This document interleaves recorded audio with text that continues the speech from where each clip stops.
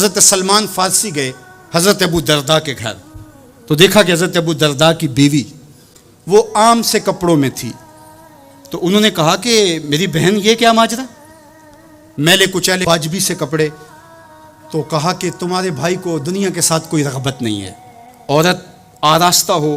حضور نے فرمایا کہ عورت کی خوبیاں بیان کی کہ بہترین عورت وہ ہے جب اس کا شوہر دیکھے اس کو تو اسے خوش کر دے، وہ اس کا لباس اور طرز زندگی ایسا ہو کہ مرد کے لیے مسرت، خوشی اور سرشاری کا ذریعہ ہو، تاکہ اس کی نظر یکسو رہے اور اس کے خیالات پر آگندہ نہ ہوں، اس کی سوچوں میں آوارگی نہ آنے پائے. تو کہا کہ تمہارے بھائی کو رغبت ہی نہیں ہے دنیا کے ساتھ، اس لیے مجھے اس کی کوئی ضرورت نہیں ہوتی. خیر حضرت ابو درداء آئے تو کھانا لائے. تو حضرت سلمان فارسی نے کہا کہ آپ بھی کھائیے. کہا میں روزے سے ہوں. کہا کہ میں تو نہیں کھاؤں گا جب تک آپ نہیں کھائیں گے. تو نفلی روزہ مہمان کے لیے توڑا جا سکتا ہے. تو انہوں نے روزہ افطار کر لیا، ساتھ بیٹھ کے کھانا کھایا، رات پڑی، سونے لگے. تو حضرت ابو درداء مصلی بچھا لیا. حضرت سلمان فارسی نے کہا کہ جناب آپ کو میرے ساتھ سونا پڑے گا. اللہ اکبر! یار وہ صوفی حضور کی تربیت کے پالے ہوئے تھے. آج تو پھر فتویٰ متوجہ ہو جاتا نا کہ اس نے مجھے نماز سے روکا ہے، یہ دارا اسلام سے خارج ہے. تو آپ نے کہا ٹھیک ہے، مہمان ہو، مہمان نوازی کا یہ بھی ایک ڈش ہے نا، چلو میں سو جاتا ہوں. سحری ہوئی تو سلمان فارسی اٹھے، ان کو اٹھایا، بیدار کیا، تہجد پڑھی دونوں نے.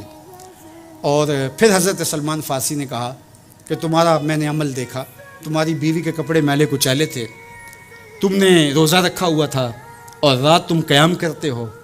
تو کہا کہ تمہارے نفس کا بھی تمہارے اوپر حق ہے، تمہارے اہل خانہ کا بھی تمہارے اوپر حق ہے، تمہارے رب کا بھی تمہارے اوپر حق ہے، اور تمہارے مہمان کا بھی تمہارے اوپر حق ہے، اور ہر ذی حق کا حق تمہیں ادا کرنا ہوگا. اور یہ بات چھڑی اور پھر دونوں چلتے ہوئے حضور کے پاس آ گئے.